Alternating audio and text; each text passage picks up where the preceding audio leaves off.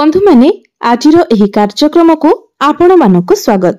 आजिर एही कार्यक्रमटी तुला राशि व्यक्ति विशेष मानक पई बहुत गुरुत्वपूर्ण अटे। कारण तुला राशि व्यक्ति विशेष मानकर जीवन एही धनु संक्रांति ठारू संपूर्ण भावरे बदलबाको जाउछि।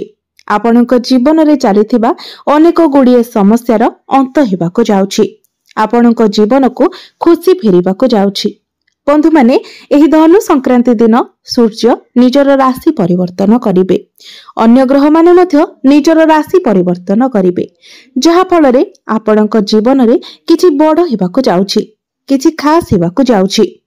नूतन वर्ष 2026 आरंभ हेबा पूर्वरु ही आपणको किछि खुशी खबर मिलिबाको जाउछि। तो बंधु माने आपणक जीवन रे कौन सब परिवर्तन हेबाको जाउछि, आपणको केउ सब खुशी खबर मिलिबाको जाउछि, से विषय जानिबा पई आपण माने वीडियोटी को स्किप न करी शेष पर्यंत निश्चय देखंतु एवं वीडियोटी को लाइक करी चैनल टी को सब्सक्राइब करि दियंतु। कमेंट बॉक्स रे भक्ति एवं श्रद्धार सहित जय श्री जगन्नाथ जय मां लक्ष्मी निश्चय लिखंतु। तो बंधु माने आसंतु आरंभ करिबा आजिरो एही कार्यक्रम को, जहां आपणकर जन्म राशि चंद्र राशि उपरे आधारित अटे।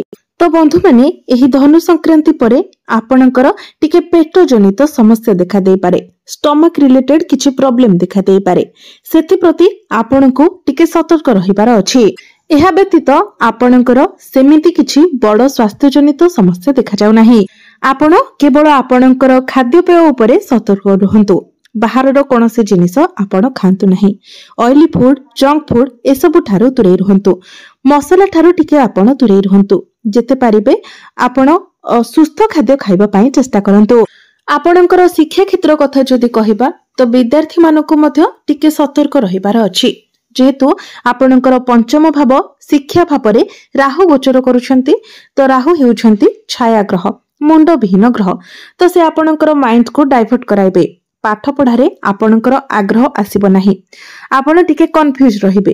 तो एई सब को आपण को आखि आगरे रही आपण को पाठ पढ़ारे फोकस करबा को पड़िबो। आपण को ही आपणकर पाठ पढ़ा पई परिश्रम करबा को पड़िबो एवं एहार प्रतिकार मध्य आपण जदि करिवे तो आपण को किछि मात्रा रे शुभ फल मध्य मिलि पारिबो। तेबे प्रतिकार गुडी को आमे वीडियो शेष रे जानिबा, किंतु आपण निजर पाठ पढ़ा को अधिक ध्यान देबा उचित। आपण निजर सांग साथी खेलकूद ऑनलाइन ए सब ठारू दूरे रही जेते पारिबे निजर पाठ पढ़ारे मन लगांतु। आपणकर प्रेम जीवन कथा जदि कहिबा तो पंचम भावटी आपणकर शिक्षार भाव हेबा सहित पंचम भावटी मध्य होइथाय आपणकर प्रेम जीवनर भाव। तो आपणकर पंचम भावर अधिपति हेउछंती शनि। शनि आपणकर षष्ठ भावरे गोचर करूछंती एवं आपणकर पंचम भावरे गोचर करूछंती राहु। सेथिपाई आपणको आपणकर प्रेम जीवन रे मध्य सतर्क रहिबार अछि। कारण आपणक मध्यरे जेते भलो कनेक्शन थिले मध्य, जेते भलो अंडरस्टैंडिंग थिले मध्य एपरि किछि कारण आसीबो, एपरि किछि घटना घटिबो, जहा फल रे कि एमिति कि छोट छोट कथा को नेकी मध्य आपणक मध्यरे डिस्टर्बेंस हेबो। आपण परस्पर को भूल बुझी पारंती। विशेषतः आपण चेष्टा करंतु कोनोसी तृतीय पुरुष को आपणक मध्यरे न आसीबाको देबाको। कारण जदि आपण अन्य कहार कथा सुनी आपण निजर पार्टनर को डाउट करूछंती तो आपणकर प्रेम जीवन रे समस्या आसीबार अनेक संभावना रहुछि। एमिति कि आपणकर ब्रेकअप मध्य होई जाय पारे। तो आपण जेते पारिबे निजर एग्रेशन, निजर क्रोध एवं निजर बाणी उपरे नियंत्रण रखंतु। कारण आपण एपरि किछि कहि देई पारंती जहा आपणकर सामना वाला को खराब लागि पारे। जदि आपण अन्य कहा कथारे पड़ी निजर पार्टनर को डाउट करंती, शंका करंती तो आपणक मध्यरे समस्या अधिक बढ़ी जिवो। कारण एपरि करिबा तरा राहु आपणक कुंडली रे अधिक एक्टिव होई जिवे। आपणकर वैवाहिक जीवन कथा जदि कहिबा तो वैवाहिक जीवन आपणकर ठीक ठाक रहिबो। आपण दुई जण मिसी केवाडे बुली बाको जाई पारंती।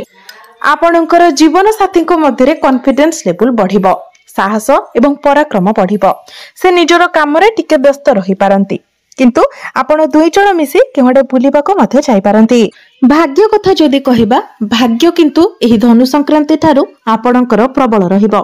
कारण आपणकर भाग्य भावरे देवगुरु बृहस्पति गोचर करूछंती, जे कि भाग्यर कारक ग्रह अटंती एवं आपणकर प्रथम भाव में बुध गोचर करुछंती। तो बंधु माने भाग्यर सपोर्ट आपनको संपूर्ण मात्रा रे मिलिबो। आपण जो भी कार्य रे हाथ देबे सेथिरे आपनको सफलता मिलिबो। आपणकर अटकी रहितिबा कार्य आगको बढ़िबो। आपणकर जो इच्छा थिला आपणकर इच्छा पूर्ण हेबो। एही धनु संक्रांति परे आपण नूतन भूमि, नूतन जानवाहन, नूतन प्रॉपर्टी इत्यादि किनि पारंती। नूतन गृह इत्यादि निर्माण करि पारंती। भविष्यत को नेकी आपणकर जहा सब स्वप्न थिला, जहा सब योजना थिला से सबुरे आपण आगको बढ़ी पारंती। एहा व्यतीत आपण जदि एही धनु संक्रांति परे शेयर मार्केट, स्टॉक मार्केट एवं ट्रेडिंग रे किछि इन्वेस्टमेंट करंती तो भविष्यत रे ताहा आपणक पई लाभप्रद साब्यस्त हेबो। किंबा पूर्वरु जदि आपण ए सबुरे किछि इन्वेस्ट करिसंती तो एही धनु संक्रांति परे आपणको बड़ धन लाभ होई पारे। कोनोसी दिगरु आपणको बड़ धन लाभ हेबो। आपणको एक्स्ट्रा इनकम ऑफ सोर्स रो बाट मध्य मिलि जिवो, जहा फल रे आपण अनेक बाट रे रोजगार मध्य करि पारिबे। एही धनु संक्रांति परे आपणको गृह रे कोनोसी शुभ मांगलिक कार्यर आयोजन होई पारे।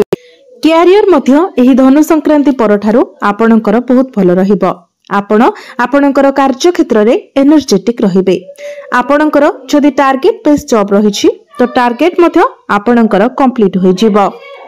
आपण आपणकर कैरियर रे ग्रोथ देखिबाको पाइबे, इंप्रूवमेंट देखिबाको पाइबे। आपणकर कैरियर रे आपणको किछि अचीवमेंट मिलि पारे। आपण निजर कार्य क्षेत्र रे निजर काम पई प्रशंसित हेबे, सम्मानित हेबे। आपणको आपणकर बॉस, आपणकर सीनियर मानकर सपोर्ट मिलिबो। निजर कैरियर को नेकी आपण किछि बड़ चिंता करि पारंती। बिजनेस कथा जदि कहिबा तो बिजनेस आपणकर एही धनु संक्रांति परे बहुत भल रहिबो। आपण आपणकर बिजनेस रे प्रॉफिट देखिबाको पाइबे। बिजनेस रे आपणकर इनकम बढ़िबो। आपणकर आर्थिक स्थिति मजबूत हेबो। आपण निजर बिजनेस को मध्य आगको बढ़ाई पारंती। आपणकर ग्राहक बढ़िबे।